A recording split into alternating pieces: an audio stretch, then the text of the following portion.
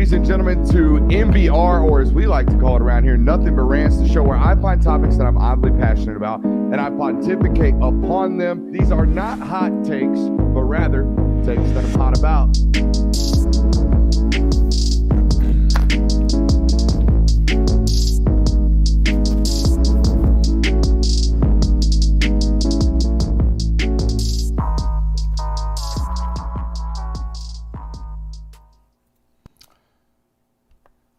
Wishing time would stop right in its tracks.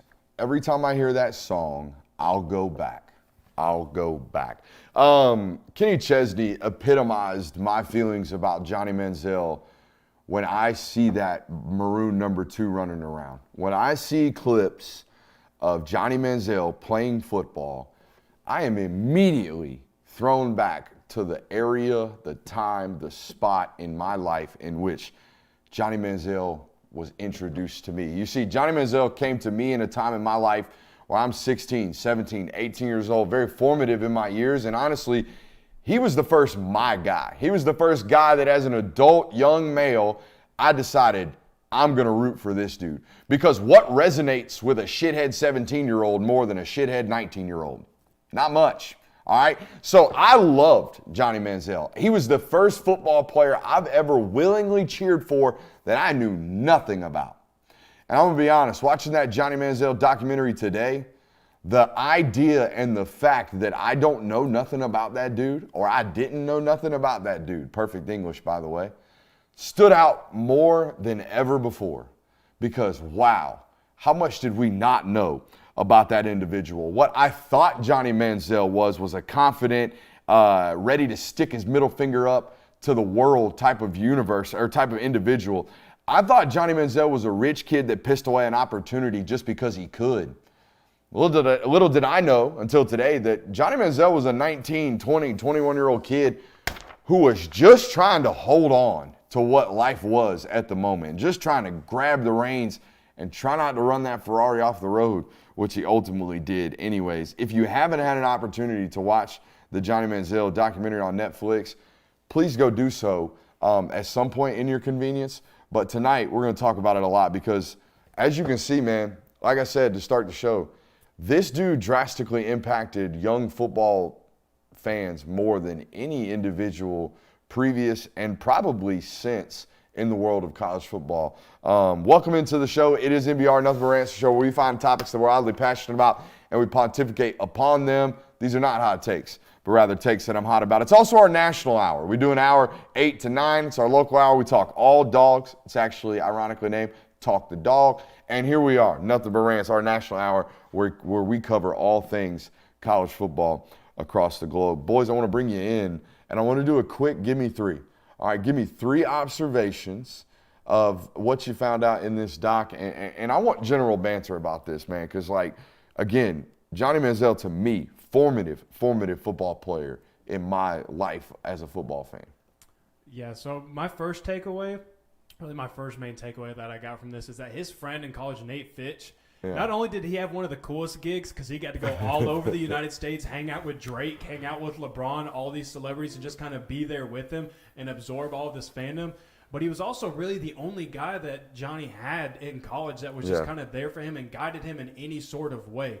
So I thought that was interesting. And you forgot about the 20% split. Yeah. That's not bad. No, not at all. 20% split, not bad. But you think about someone like as big as Johnny Football was at that time, it's crazy to think that he really only had one dude with him that was rocking with him the whole time. The Alabama game is definitely the first game that I think of when I think of Johnny Manziel. But, man, the line that they gave that he said during the game, right before he went on the game-winning touchdown drive, where he's like, F Nick Saban, F Alabama, we are going to go score a touchdown. Told that to the national media.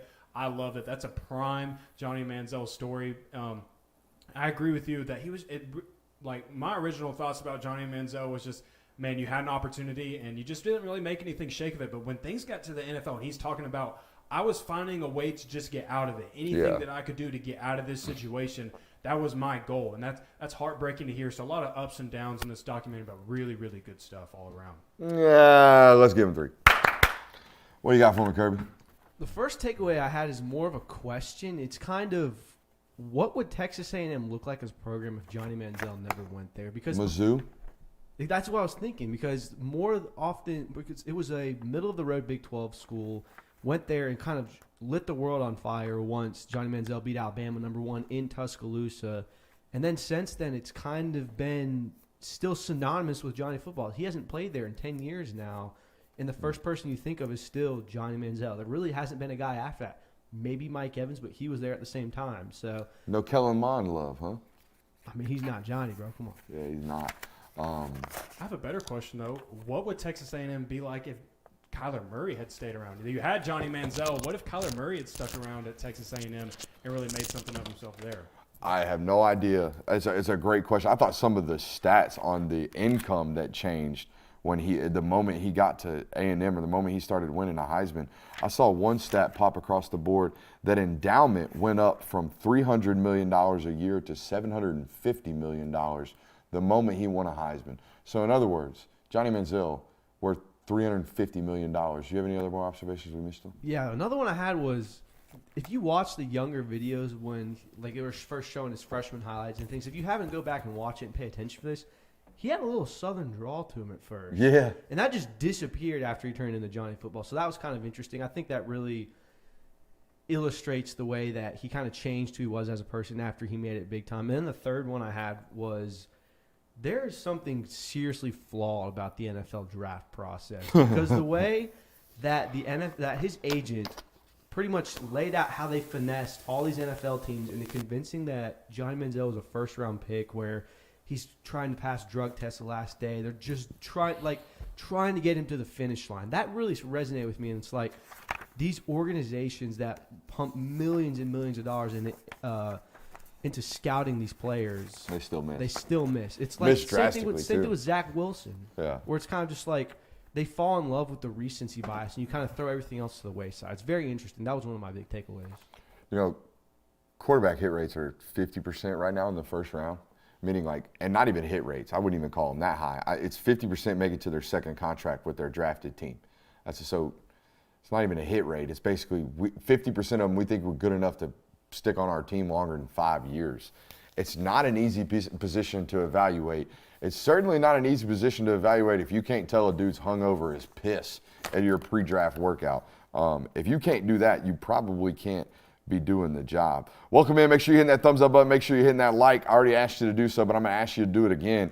I've got, hold on. Christian Kirby, give him 3. I got 3 observations. And they're not even 3 observations. I got 3 pieces of shit from this documentary. One, did you hear the dad blame Kevin Sumlin for not, quote, finishing the job of raising his son into a man?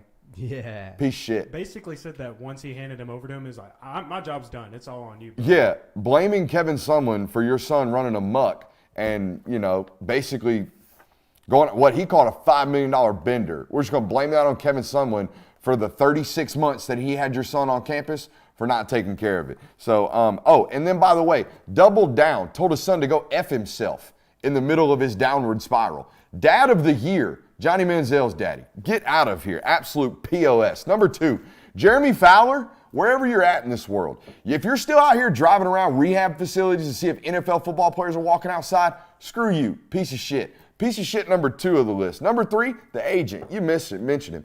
What a slimy sucker this guy is. The moment he comes onto the screen, you know what the first thing he says is? I'm so-and-so slapdick agent. I probably represented Johnny a little too long. And then he proceeds to talk about how he finagled multi-millions of dollars out of the Cleveland Browns. I'm talking about 3 slimy individuals right there in this draft. The Jeremy Fowler one really, really rubbed me the wrong way, because I know of reporters like this. I work with some of them that wake up every single morning. The first thing they want to do is go figure out whether or not a kid got arrested. It's just, why? Why have you made that your life's mission? That I'm just going to report on everyone's downfalls, if you will. But the agent rubbed me wrong the whole way. But as a father, listening to him willingly tell a documentary crew and volunteer that he told his son to go himself, garbage. I had some general other thoughts, but I want to hear from you guys first. Well, it sucks too about his dad, because when Johnny was talking about winning the Heisman, you hear him mention, like, man, seeing my dad that proud of me for like the first time in my life and show emotions like that, it really hit me, and it really made myself proud of me and where I've come. And then you go on to the dad, and he's saying things like that about his son to a Netflix documentary that millions of people are going to watch. By the way, you think your son's not going to watch it? Dude, you think your son's not going to be out here listening to what you said? I mean, absolutely phenomenal, some of the things his dad said on that documentary. It's also very obvious that the parents have, I don't know if they were at the time, but they have sensed divorce because none of the interviews they did were in the same room.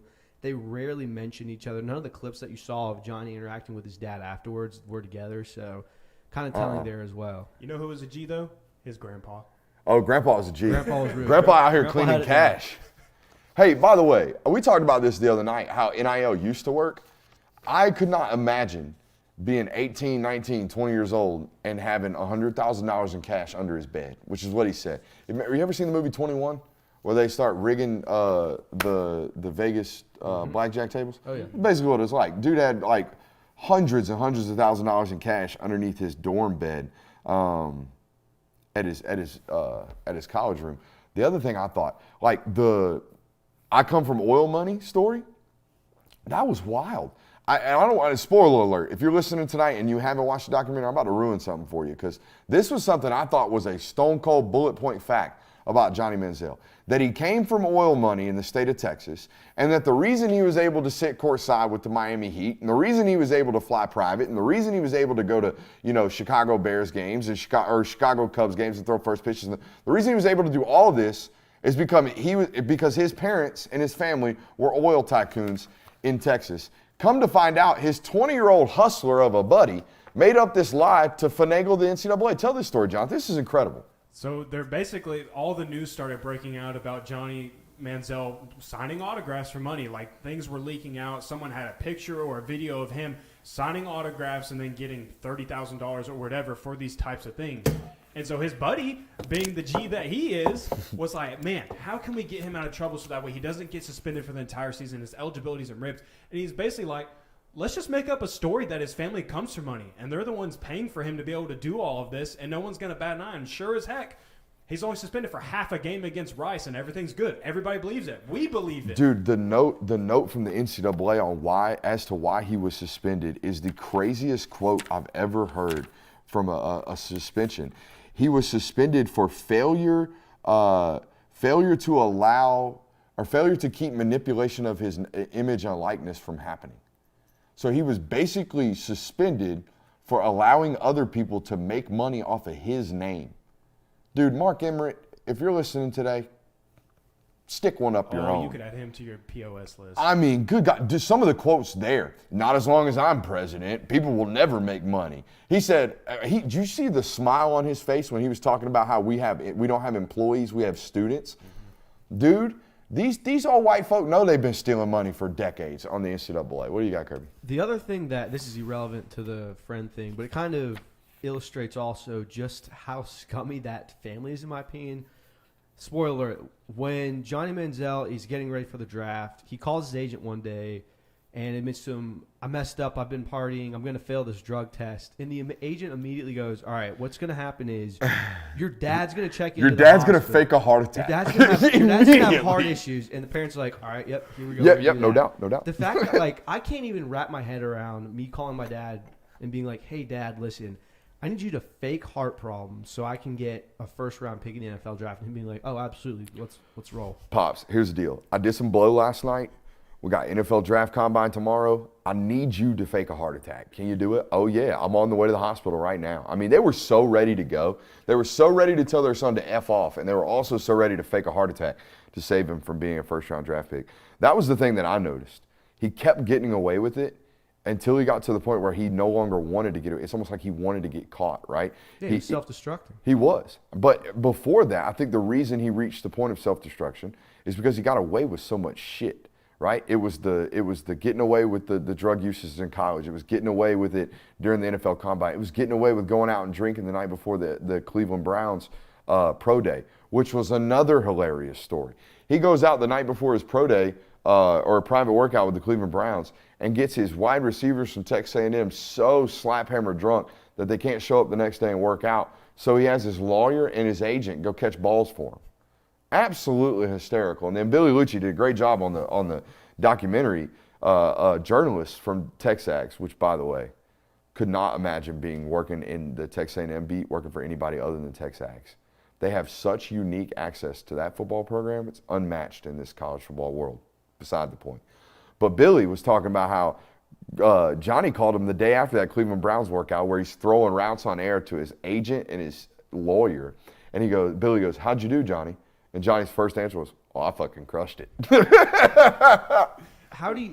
That's another thing I'm saying. Like, how as a scout do you evaluate your quarterback throwing to lawyers and agents and go, "Hey, he looks like a first round pick to This me. checks out. Let's take a risk on him." It was insane. The NFL draft process has I changed. guess you're majorly just since then. evaluating everything up until the catch. Like, that's the only thing you're basing your decision off of. Also, going off of what you were saying about how he just got away with a lot of things. So there was a point in time when he was at Texas A&M and he went out partying. There was the incident with the Scooby-Doo costume, which people ended up showing up in the stands with Scooby-Doo costumes. And he showed up hungover to practices. He showed up hungover to games. And I don't know if it was Kingsbury or not, but one of the Kingsbury said, "You just better play well." Yeah, and he was like, and as long as he keeps playing well, I guess we don't have a problem with it. Like, that's fine by us. And I just think he never really had any guidance to kind of finally someone like kind of not necessarily laying down the hammer, but just saying like, "Hey, this can't be happening anymore. Like, if this is what we're wanting to work for, this is what we're wanting to do for the rest of our life, this can't be happening anymore. We got to get back on this path." I think a lot of people will listen to that or watch that documentary and they'll be shocked that someone can win a Heisman without having watched any game tape. Which Someone is can beat Coach, Alabama. it says Yeah. 0.00. Beat Alabama in Yeah. Tuscaloosa with without watching no game tape and never having once studied a playbook. I think it tells me a couple things. One, Cliff Kingsbury's playbook must be really easy. I mean, really easy. That's the first thing. Second thing, some guys are just that naturally gifted, man. Some guys, and it's why it scares me to do what I do as an evaluator.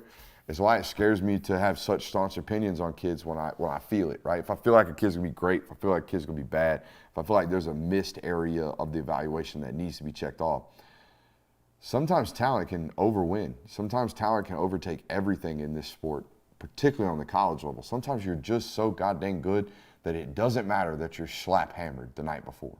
You know what I mean? And that's Johnny Manziel was the epitome of that. And it scares me because particularly at the quarterback position, man, it is a position that you have to do everything right to be great on the NFL level. But it's also a position where you can not do anything except for be a great athlete and be great at it on the college level. Do you have a favorite Johnny Manziel memory? Yeah, for sure. I went to the Chick-fil-A Bowl against Duke, his last college football game. You were there? Yeah, I wasn't there, but I was going to say that's mine. Yeah, I remember him getting in an argument with Mike Evans on the sideline. I also remember the MARTA ride home. Because the MARTA ride home, it was on New Year's Eve. Ooh, what was And that? riding the MARTA on New Year's Eve to the southwest side of Atlanta, I don't recommend. I just don't. Those aren't fireworks, folks. Those are not fireworks. They are not. Bullet shells everywhere. It was a very, very interesting ride, if you will. The Scooby-Doo costume was epic. I also vividly remember me and my friends doing what? I'm sorry, I can't hear you. I got too much money in my hand. I definitely remember doing that over and over again. There's so many great things. Money Manziel. I remember because we were in middle school about the time. So this was still the time you play two-hand touch with your friends in the front yard and stuff. Anytime you scored anything, Money Manziel. That was probably one of the best times to be that age watching college football because the characters were so good. I'll tell you one of my core memories about Johnny Manziel. Playing NCAA 14 and always getting robbed of a Heisman on Road to Glory because he always won the Heisman. That dude robbed me of like 10 Heisman trophies my freshman. Game was cheating. Yeah, man, every time. And every single time, if you did a dynasty mode or anything, you always played Texas A&M in the national championship game, and you probably lost most of the time. Says a lot about you as an NCAA 14 player, Jay. Well, why? What? What are you scouting there? I was never losing. Never losing. Road to Glory? You can't really control any of that. No, all right. Road to Glory, that's fine. But if you're saying Dynasty, well, heck, dude. I mean, maybe you want to bump up the difficulty a little bit. Bro, I was playing varsity. Nah, yesterday you were talking about. I was like, I would take the sliders down, and then I would just pound the computer. No, because that's mascot. Yeah, I just like messing up the Syracuse orange. That's different. See, you're wasting time on that. I'm trying to build a dynasty out here with Tulsa, and you're out here playing games like that. Leave me on the sticks now. Let's go. I've been waiting for it. I've been waiting for it because they're not like brothers. They haven't hung out a ton, but they are both competitive individuals. So I've been waiting for them to bicker like two little children. That's good shit. That's good shit. Anybody believe in football gods? Absolutely. You believe in the football gods? I think if you talk to Georgia fans, all of them believe in football gods, and most of them will say until 2021 they were against you. Okay, so Georgia fans listening tonight, you believe in football gods? Yeah? Absolutely. I mean, if you say football gods, there's probably a fan anywhere that can say, oh yeah, and I remember them screwing us over in the 2013 Iron Bowl. Game cheating. Yeah, the 2013 Iron Bowl, or Kentucky and the Bluegrass Miracle, like things like that. Everyone has that. We got screwed. There's no other explanation than God is punishing us. All right, I'm interested to see where you're going with that. So this is a network that believes in football gods. Let's check the chat. Looks like the chat believes somewhat in football gods. Folks, the Tennessee Volunteers think the football gods are on their side this year. 1998 and 2023, exactly 25 years apart from one another, were the Tennessee teams. Obviously, the 1998 team won the national title. For the Tennessee Volunteers, their last year of prominence in college football. Both teams entered the season number 10 on the coaches' poll. Both teams were 11-2 the year before. Both teams played in the Orange Bowl the year before, and both teams lost their Heisman contending quarterback with a quality backup taking the starting role. There's a bunch of similarities between that 1998 football team that Tennessee won a national title with and the one that they have right now on paper. Instead of, I already asked you, you got your answer. You believe in football gods. My question is, what is it going to require for Tennessee to have a one-loss record, to go 1-2 against Alabama and Georgia and remain undefeated on the rest of their schedule? Because that's what they have to do to play for a college football playoff this year. They have to beat one of the two, Georgia or Alabama, and they have to remain undefeated the rest of the schedule, and they're a 4 seed. I think there are some comparisons to what Georgia was in 2021 and to kind of the same situation that Tennessee is coming into this season, because it's like Georgia up until the 2021 season had kind of gotten over a lot of their hurdles. They made it to a national championship game. They won the division. That was kind of one of their hurdles, that they were trying to get back in that SEC championship game and win it and get in the college football playoff. But that last one, beating Alabama, that's the last one they had to get over. They finally did. All the stars aligned for them to be able to do that. Tennessee's in a similar situation. Last year you beat Alabama, something that you've been trying to get over for a while. Now that last one is Georgia and winning the SEC East and getting into that. For it to happen, Joe Milton has to be as advertised. He's got to be the first-round quarterback that everyone's hyping him up to be. Because if he's not even as good as Hendon Hooker was, you had Hendon Hooker last year and it didn't get you a national title. So, Joe Milton has to be better than Hendon Hooker for it to happen. Stars have to align. Yeah. I don't think he'll have as good as an offensive line as Hendon had in front of him, but I think his wide receiver weapons are going to be better. I know they lost Jalen Hyatt. I know he won the Blitnikoff. I understand that. But Brew McCoy is a legit football player. Dante Thornton came over from Oregon.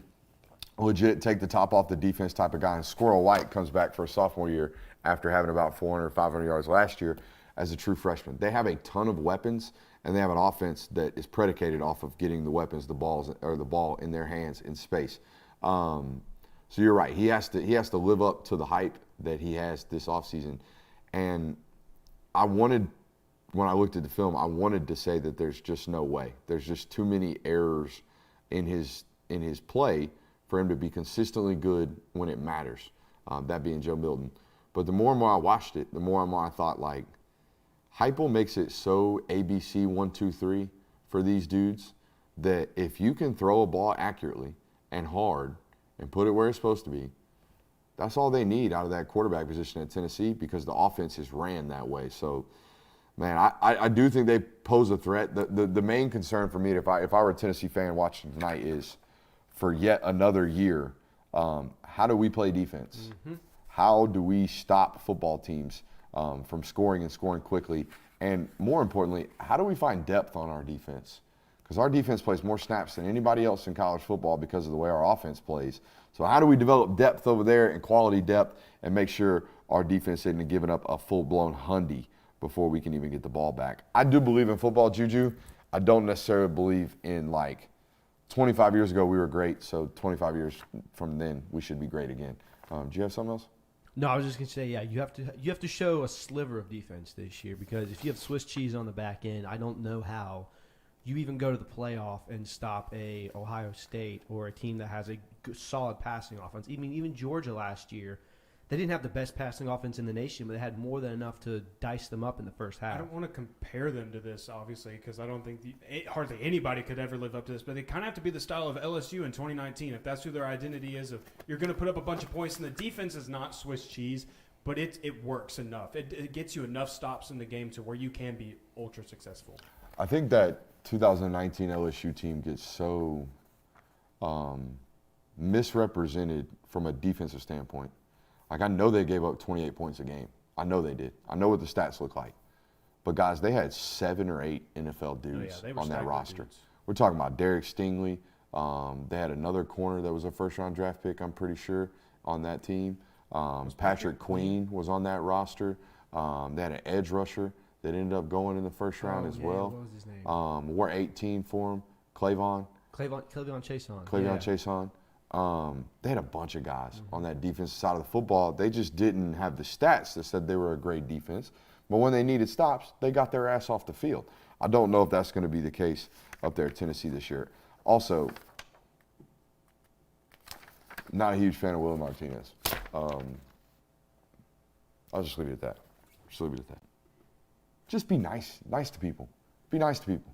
Okay? If you don't know anybody from Adam, just introduce yourself. Say hello.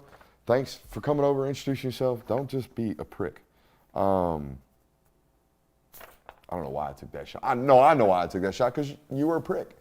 You're a prick both times I met you. You were a prick so bad the first time that the second time I couldn't remember your name, but I avoided you anyways because I remembered how bad the first interaction was. Hey, Toomer's Corner's making a return. They put one of them Scam Newton jerseys on Bear Bryant's statue. So you know what I did, Paul? I poisoned them trees. Harvey Updike, is he the greatest American of all time? Top 5.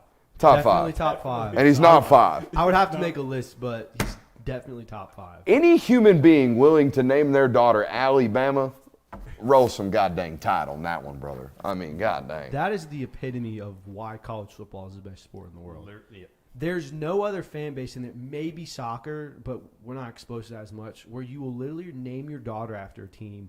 You'll go and kill trees because someone put an article of clothing on your coach's statue. Bro, that audio clip of Paul going, well, they gonna die?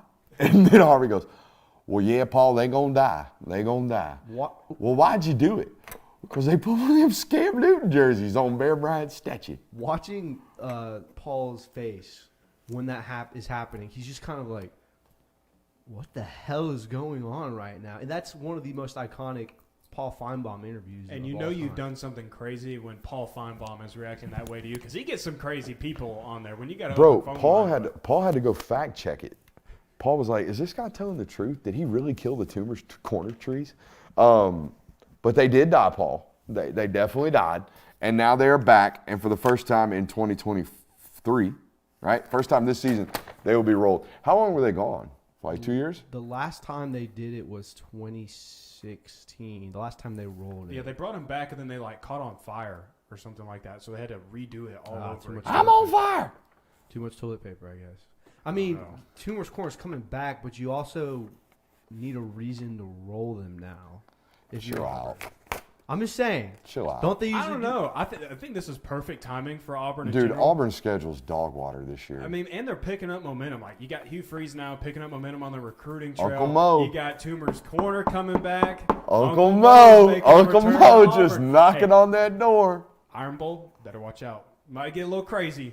Dude. That's in Auburn this year, too, isn't it? Dude, the chat's telling me Harvey Updike died. Yeah, he's been dead.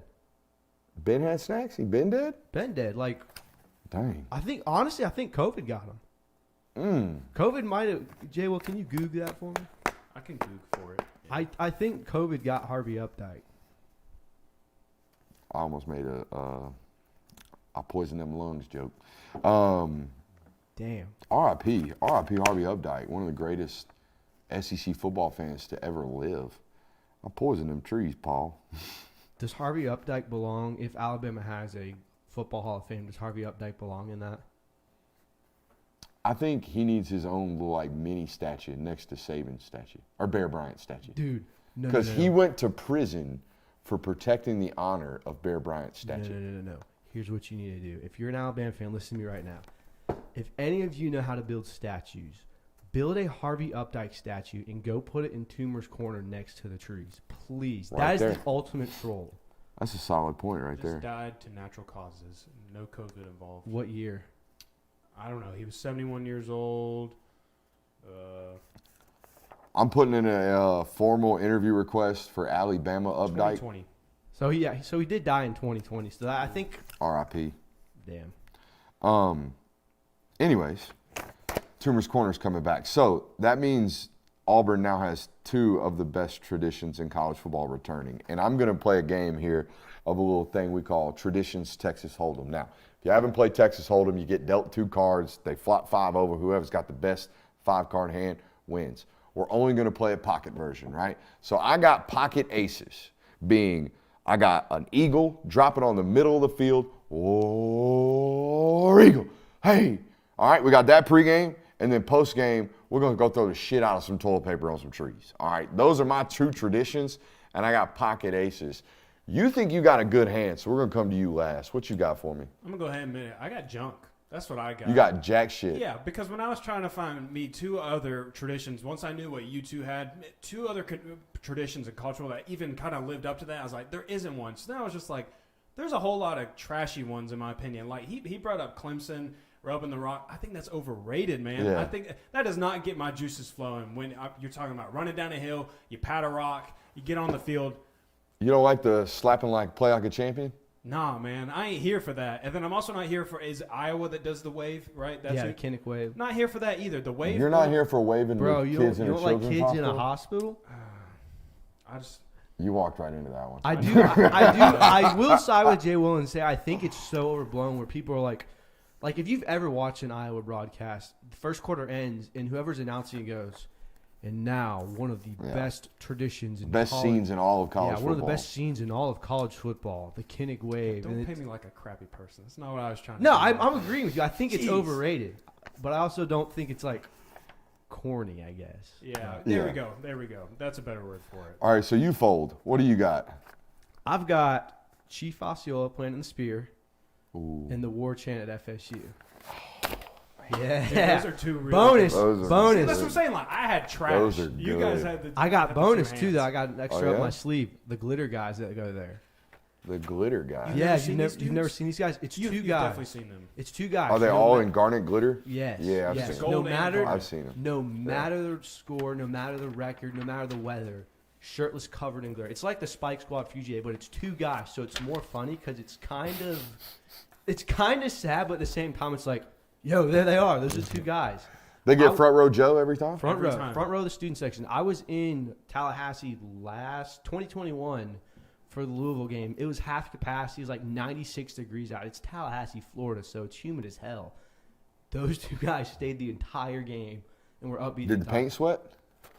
I don't know. It's almost like I think it's literally they just dump glitter It's on a themselves. thick layer of glitter. Too. Yeah, like it's on their their eyelids and everything. Like, Like you can that tell could it's, like, not be stiff. fun. That reminds me of the that viral clip when Rick was there and Spurrier was playing and that kid's in the front row of the Savage Squad and he's painted in all white paint. Have you seen this? Yeah. The base coat. You think visors are cool, Spurrier? Yeah, it reminds me of that. Wait for the dog. You know that kid took his moped from Athens to Pasadena in 2017 for the Rose Bowl? What the Excuse fuck? me? No, I'm not shitting you. You can look it up. He rode his moped on like a cross country tour to Pasadena, California. You think mopeds are cool, Spurrier? Dude, there's no way he was able to drive it back. But did he?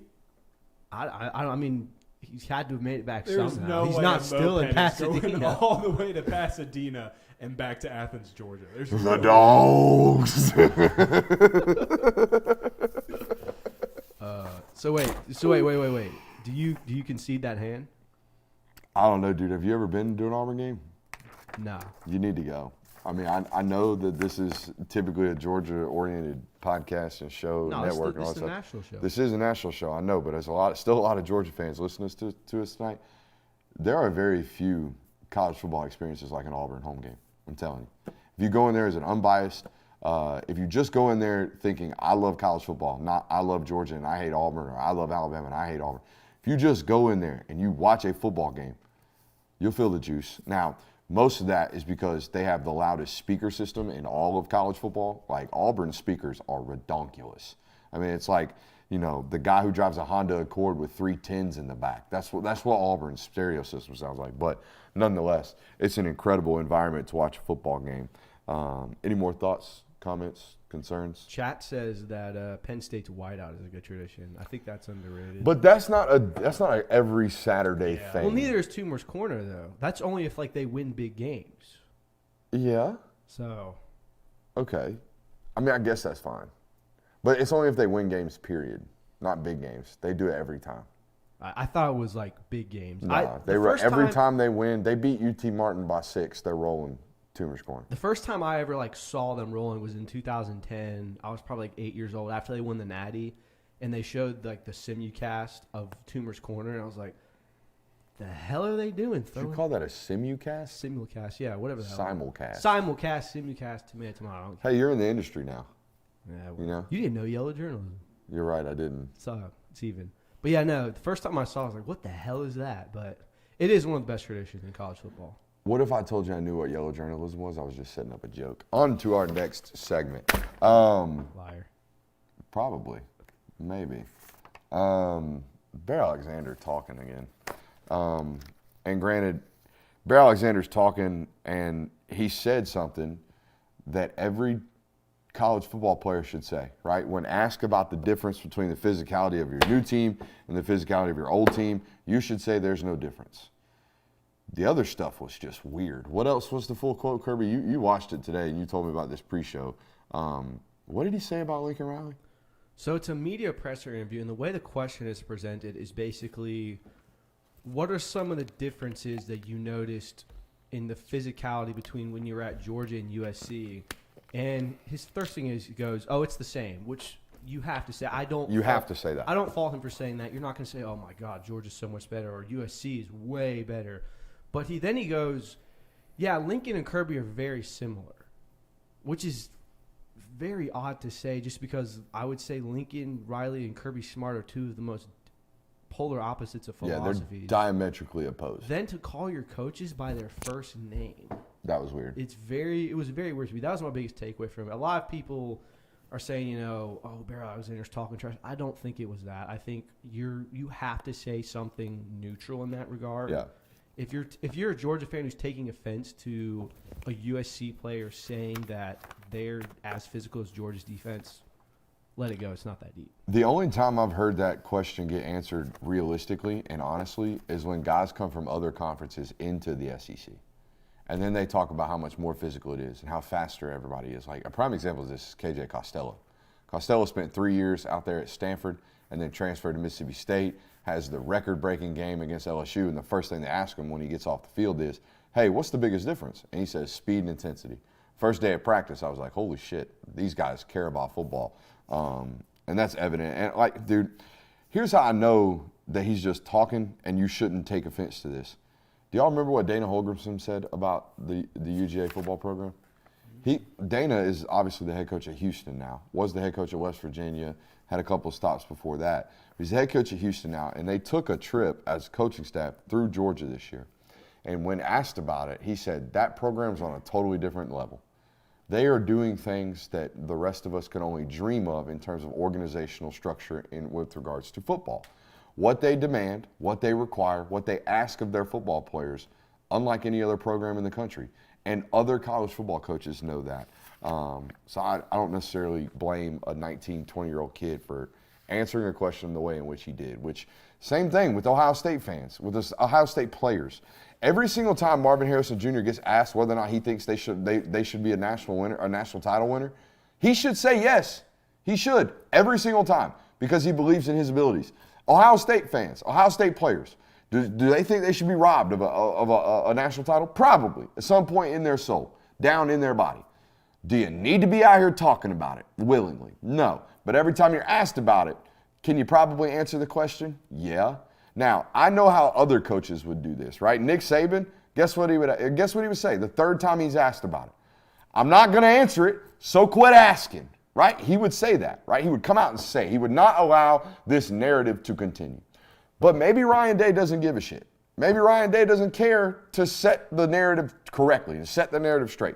Maybe he's just out here coaching football. And if that's the way he wants to go about it, that's the way he wants to go about it. Again, we said yesterday on the show, not everybody's got to be Vince Lombardi. Not everybody's got to act like Bill Belichick. Not everybody's got to act like Nick Saban. Not everybody's got to act like Kirby Smart. But those guys all conducted themselves in one way, and those guys all wanted unprecedented rates in this one singular game of football. So did they do it right? I don't know, but they damn sure didn't do it wrong, and they damn sure don't do this stuff. They damn sure don't continually talk about things that don't really matter in the grand scheme of things. The Kirby and Lincoln similarities things was really, really weird. He also did say they expect a lot of the same things, which is valid. I mean, any coach is going to say, I expect the most excellence out of you. Yeah. I think people overreacted to Alexander's statements. That's at the end of the day, that's my take on it. Well, that's the thing, too, because what's getting passed around on social media is just the part where he's saying, I think physically Georgia and USC are basically the same, and that's all that anybody's going to see on their Twitter feed. But then you come in here saying, I went and watched the actual interview, and there's a whole lot more context to what he was saying, and that's kind of what you're getting at with Ryan Day and all these Ohio State players when they come in. Like, they were pressed to give you an answer. What else can they say about it? Eventually you got to answer the question, and of course you're going to support yourself. Ryan Day got just obliterated by Georgia fans and other fans in college football on social media when he answered the question about targeting with Joel Klatt.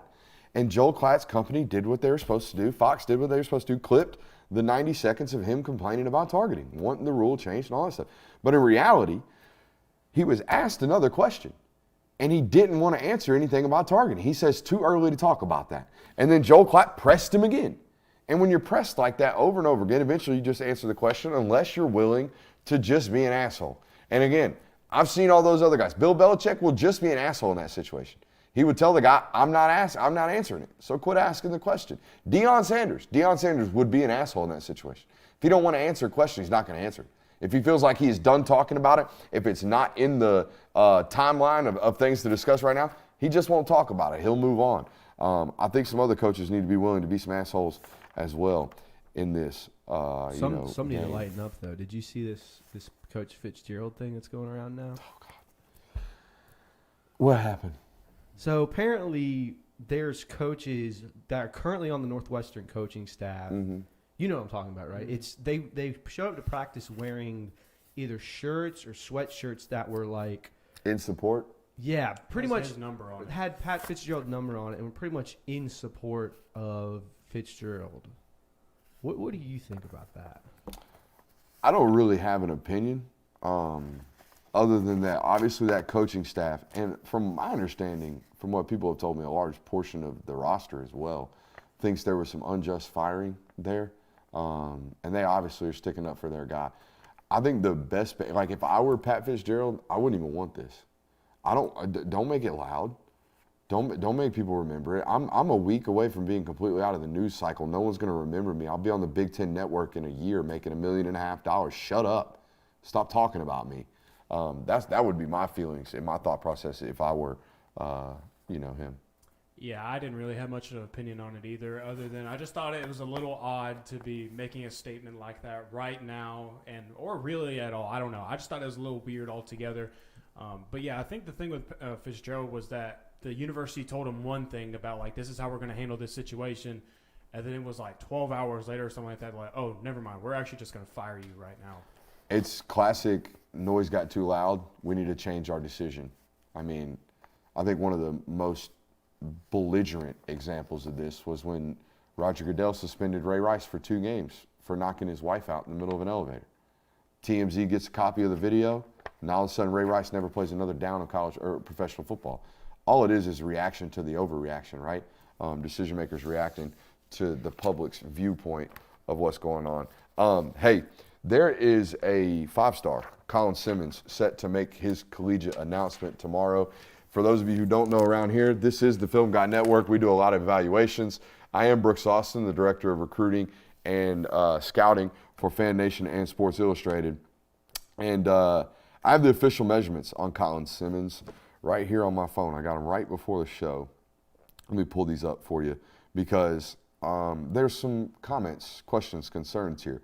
6'2.5", 229 pounds, 80-inch wingspan, 33 3/4-inch arms, 9.5-inch hands. Those are official measurements from an SEC staffer from this summer when Simmons measured in on campus. And here's what I will tell you.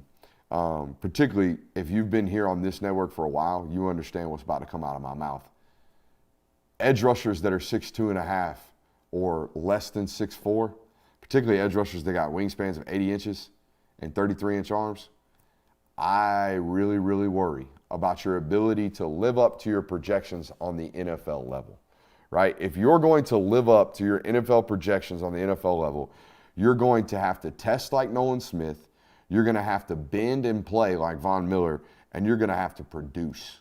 I mean, produce like a son of a bitch to overcome the physical limitations that are on here. Now, that being said, this dude has all of the abilities to be on that path to production and testing required to live up to this 5-star ranking.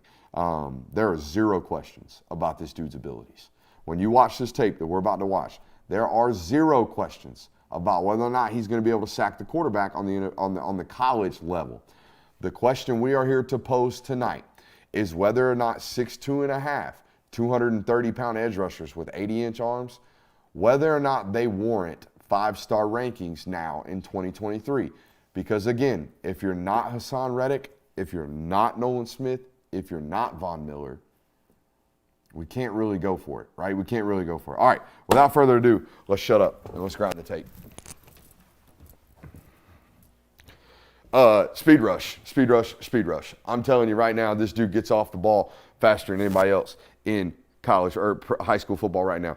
We don't need Epic Pen. We're going to watch one guy, and they're going to circle it for us. You're going to see a bunch of speed rush here from Colin Simmons, and it is elite. The overhand right there is really well timed as well. He's got some shape to his rush as well. You'll see him set it up. There's that bend we were talking about just a second ago. It is vital for a player that is undersized like Colin, right? We don't have to play at 6'5". In fact, it behooves us to play at a lower pad level, right? Here he is on the edge over here. You're going to get a great look at this ghost move, right? Boom. There it is right there. That's that bend. We want to play to 45. Look how low to the ground he is, right? Von Miller's even further tilted. Nolan Smith even further tilted. I would imagine by the time he gets out of college, Colin Simmons will be even further tilted on his lean as well. Going to get another speed rush right here, I'm pretty sure. I mean, it is straight gas and straight to the ball. The other thing you'll notice as he continues to sack guys, he attacks the football as he's rushing. We are trying to dislodge the ball, guys. It's great to get sacks. It's even better to get turnovers. Love the shimmy right here at the top of the route, or the top of the rush, if you will. Hey, DBs, defensive ends, right? Hey, we're no different sometimes than wide receivers, right? Sometimes as a wide receiver, we want to get off the line of scrimmage and we want to get our feet even so we can give a guy a little shimmy, right? As a pass rusher, same thing. I'm trying to get a guy to be stagnant in his feet as a pass blocker and get him shimmy. The only way to do that is if I get my feet flat at some point and make him think, hey, he might be coming to my chest. As soon as he does, boom, working back outside, getting back into that speed rush like Colin does right here. Okay? Hey, don't play. My kick set's still nice, baby. Don't you worry about that. My kick set's still right. Very, very high-level speed rusher here, guys. Very, very high-level speed rusher. I also love seeing this on tape because it's the first question I had. Hey, what happens if we can't play a wide 9? This next clip right here, he's bumped into a 4-eye, right? He's right in here in that B gap in between a guard and a tackle. All right, here's my concern. Watch the pad level. Watch the pad level. We're 6'2.5". I just told you this. We can't play above the shoulder pads of everybody else at the next level. We can do that on the high school level right now, okay?